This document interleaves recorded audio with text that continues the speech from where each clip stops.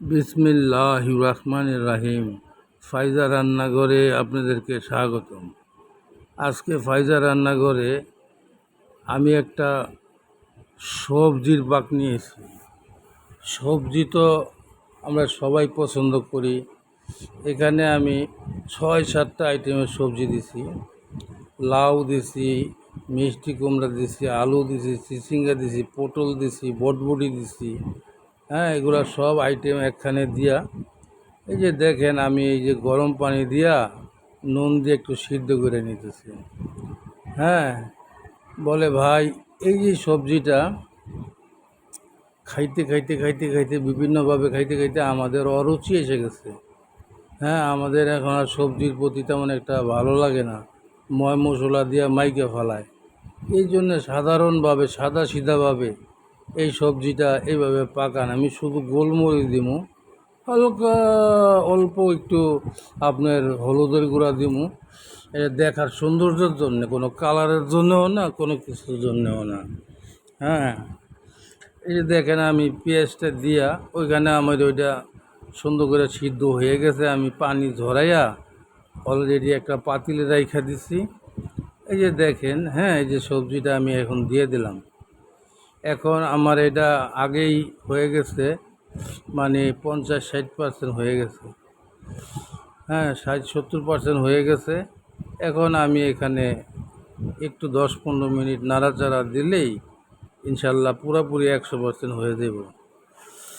এই যে দেখেন, খালি ওই যে সিদ্ধ করার সময় একটু নুন দিছি, পরে এইটা আবার একটু নুন দিয়ে দিলাম, একটু টেস্ট করে দেখলাম, আর একটু নুন দিয়ে দিলাম। এখন আমি একটু সয়া সস দিমু। এই যে 1 চিমটি হলুদ দিছি, দেখার সুন্দর একদম, মানে 4 চামচের 10 ভাগের 1 ভাগ আঙ্গুল দিয়ে লয়ে একটু দিছি। তবে হোটেল রেস্টুরেন্টে এটা দেয় না। ওনারা যেই পরিমাণ আমি হলুদ দিছি এই পরিমাণ ওনারা এই টেস্টি সল্ট দেয়।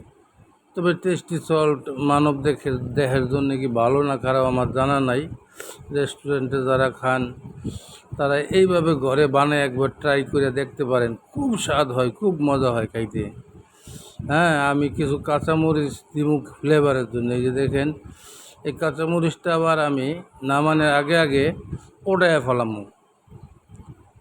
ওটায় ফেলামো, অন্য কোনো ভর্তা টর্তার মধ্যে আমি ব্যবহার করে ফেলামো।